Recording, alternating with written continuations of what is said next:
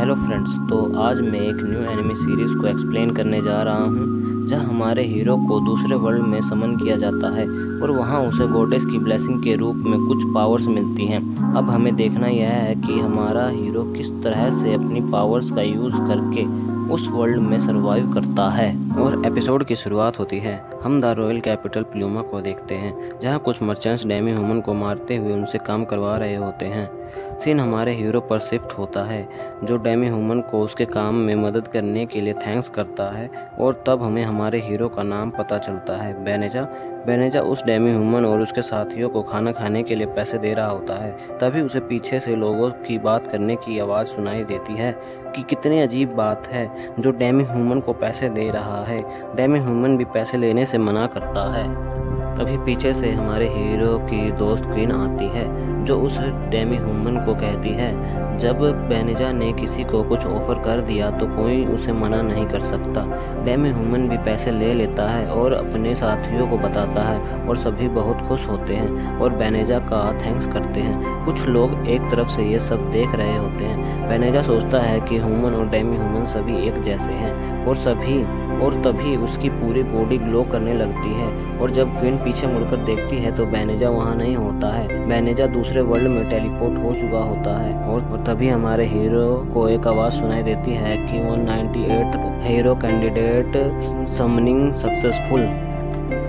बेनेजा सोचता है कि मैं कहाँ हूँ। तभी उसे एक प्रिस्ट की आवाज़ आती है जो उसे हीरो नाम लेकर पुकारता है और उसका मैजिकल किंगडम ऑफ क्लेरोड में स्वागत करता है।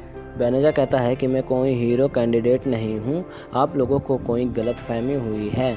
मैं तो एक मर्चेंट हूँ और मेरा नाम बेनेजा है।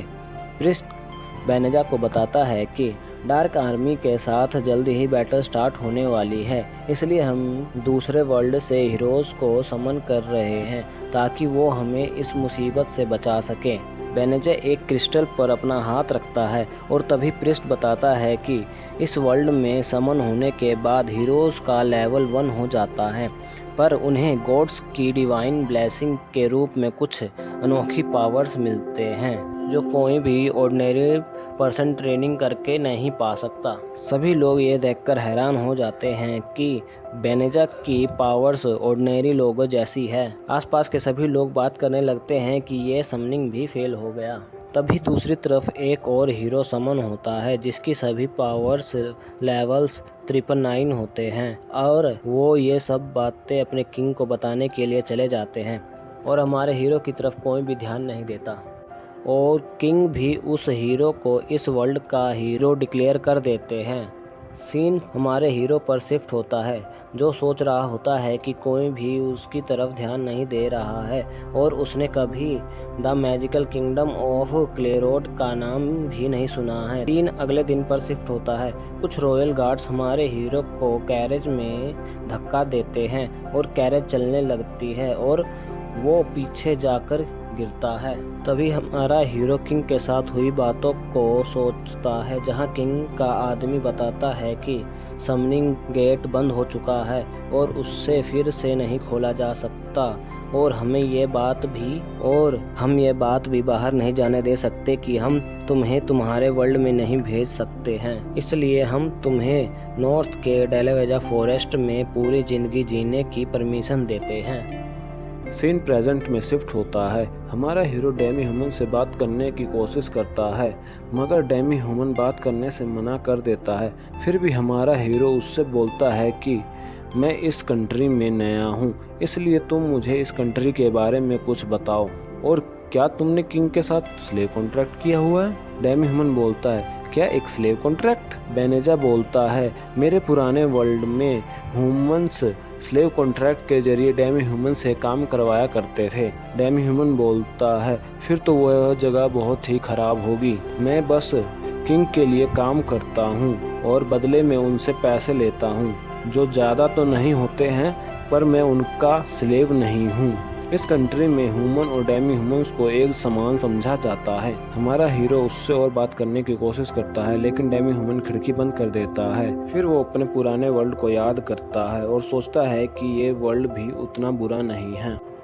उन्हें ट्रैवलिंग करते हुए 20 दिन बीत जाते हैं और वो लोग डेलावेजा फॉरेस्ट के एंट्रेंस पर पहुंच जाते हैं। वहां पहुंचकर डेमी ह्यूमन हमारे हीरो को किंग का दिया हुआ बॉटमलेस बैग देता है और बताता है कि इसमें पैसे, खाना और जीने के लिए कुछ जरूरी सामान हैं। वापस जाते हुए डेमी ह्यूमन बोलता है, इतनी जल्दी हो सके यहाँ से चले जाना वरना तुम मारे जाओगे। हमारा हीरो उसे यहाँ तक राइड देने के लिए थैंक्स करता है। उसके बाद वो सोचता है कि उसने मुझे यहाँ से जल्दी जाने के लिए कहा है, मगर मैं यहाँ से कहाँ जाऊँ, मुझे कुछ नहीं पता है। फिर वो अपने बैग को चेक करता है और सोचता है कि ये मेरे पुराने वर्ल्ड के बॉटमलेस बैग जैसे ही काम करता है। उसके बाद वो उसमें से स्वॉर्ड निकालता है और बोलता है, दिखने में ठीक है मगर चीप क्वालिटी की है। तभी उसे पीछे से कोई आवाज सुनाई देती है और जब वो पीछे मुड़कर देखता है तो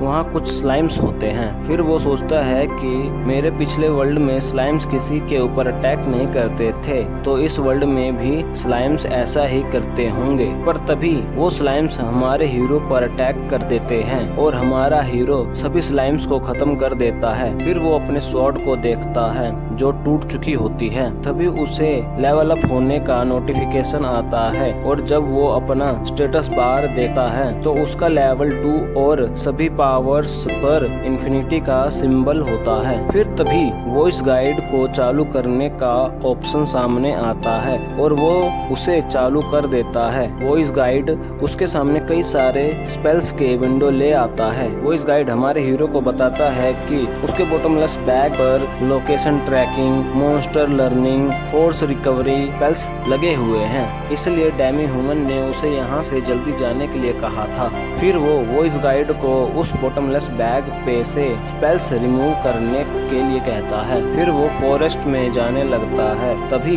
वॉइस गाइड उसे डेंजर का नोटिफिकेशन भेजता है और बताता है डेलावेजा फॉरेस्ट में बहुत अधिक मात्रा में मैलिकम है जो डीमंस के द्वारा फैलाया जाता है और ह्यूमंस के लिए जानलेवा है। ये सुनकर हमारा हीरो पूरे फॉरेस्ट को प्यूरिफाई करने का ऑर्डर दे देता है और वो सोचता है कि फॉरेस्ट सच में प्यूरिफाई हो गया है कि नहीं। तभी उसके सामने लेवल अप होने के बहुत सारे नोटिफिकेशन आने लगते हैं। सीन महल में प्रिंसेस पर शिफ्ट होता है जो किंग के साथ बात कर रही होती है कि उस हीरो कैंडिडेट को उसके वर्ल्ड में नहीं भेज पाना हमारी गलती है, फिर भी आपने उसे डेलावेजा फॉरेस्ट में भेज दिया, यह जानते हुए कि डार्क आर्मी ने वहां पर अपना बेस बना रखा है। किंग प्रिंसेस को कहता है कि वो कोई हीरो नहीं है। तभी एक आदमी आता है और किंग के सामने झुकते हुए कहता है कि हमें खबर मिली है कि किसी ने हाई लेवल प्यूरिफिकेशन मैजिक का इस्तेमाल किया है। किंग सोचता है कि जरूर ये काम उसके द्वारा चुने गए हीरो कैंडिडेट ने किया होगा,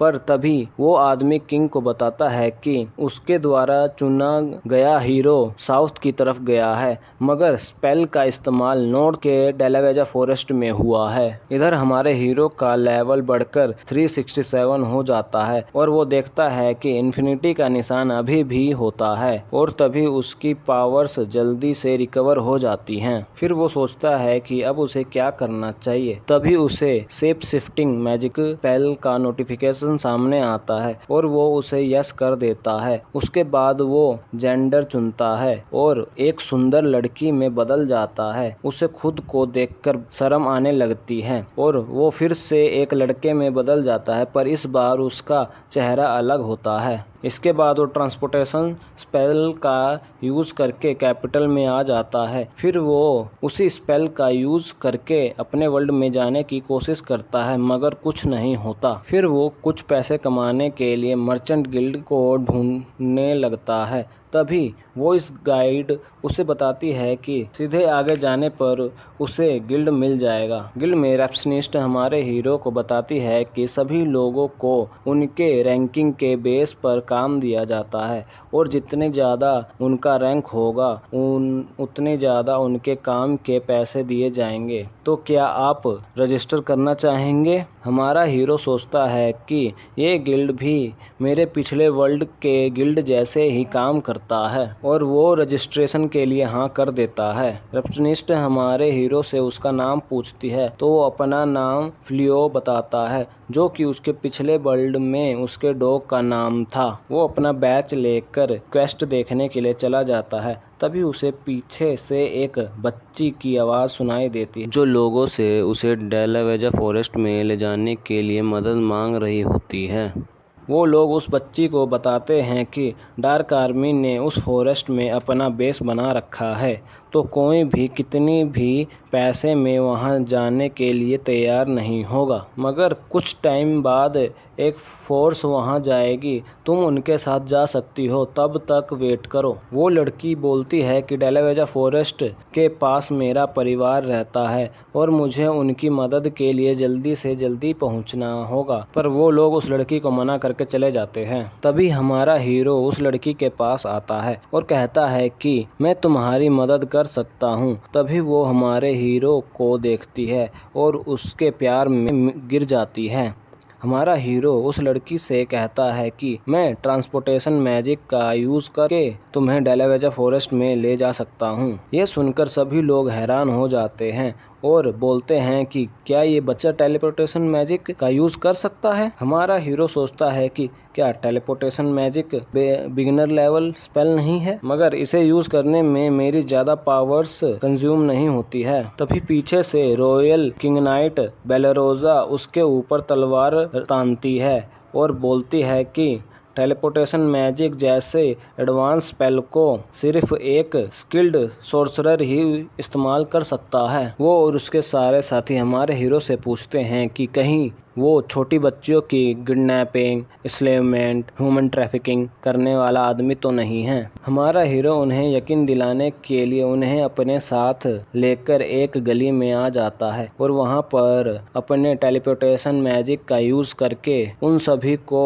डेलावेजा फॉरेस्ट में ले आता है। उनमें से एक मेज लड़की आगे बढ़कर हमारे हीरो से पूछती है कि क्या वो ग्रेट सोर्सरर है। हमारा हीरो उसे बताता है कि नहीं, मैं एक बिगिनर एडवेंचरर हूँ। तभी वो सभी लड़कियां हमारे हीरो के आगे झुककर उससे माफ़ी मांगती हैं और वो छोटी बच्ची यह देखकर हैरान होती है कि फॉरेस्ट में मैलिकम की एक थिक लेयर थी, पर अब यहाँ कुछ नहीं है। तभी हमारा हीरो उसे बताने वाला होता है, मगर वॉइस गाइड उसे किसी डीमन को प्यूरिफिकेशन मैजिक के बारे में बताने से मना कर देता है और तभी सारी लड़कियां उस छोटी सी लड़की को घेर लेती हैं और हमारे हीरो को बताते हैं कि गिल्ड में एक नोटिस आया था कि एक सस्पिशियस यंग लड़की हाल फिलहाल में लोगों को डेलावेजा फॉरेस्ट में ट्रैवलिंग करने के लिए कह रही है और इस बात से पता चलता है कि यह लड़की सस्पिशियस है। तभी वो लड़की रोने लगती है और फिर वो एक इविल स्माइल करती है और कहती है, तुम जैसा कोई भी मुझसे इस तरह से बात नहीं कर सकता है। ये कहते ही वो एक वुल्फ डीवन में बदल जाती है और बोलती है, मेरा नाम फेनरिया है और अपने भाई फेंजरियल की चौथी बहन हूँ। मेरे भाई ने मुझे दुश्मनों पर नज़र रखने और खाना ढूंढने के लिए भेजा था। फेनरियाज को देखकर सभी डर जाते हैं। तभी वो सभी पर मैलिकम से हमला कर देती है और सभी कमज़ोर होकर घुटनों के बल आ जाते हैं। फेनरियाज बोलती है कि लगता है एक ह्यूमन मैलिकम से अनइफेक्टेड है और तभी वह किंग नाइट पर हमला करती है, मगर हमारा हीरो उसे बचा लेता है। हमारा हीरो उन लड़कियों को बचाने के लिए क्लेरोड कैस्टल टाउन में टेलीपोर्ट कर देता है। हमारा हीरो उससे लड़ने के लिए अपने सभी स्पेल को बाहर निकाल के तैयार हो जाता है और इसी के साथ एपिसोड ख़त्म होता है। अगर वीडियो अच्छी लगी हो तो लाइक एंड कमेंट ज़रूर करें और चैनल पर नए आए हों तो सब्सक्राइब करें।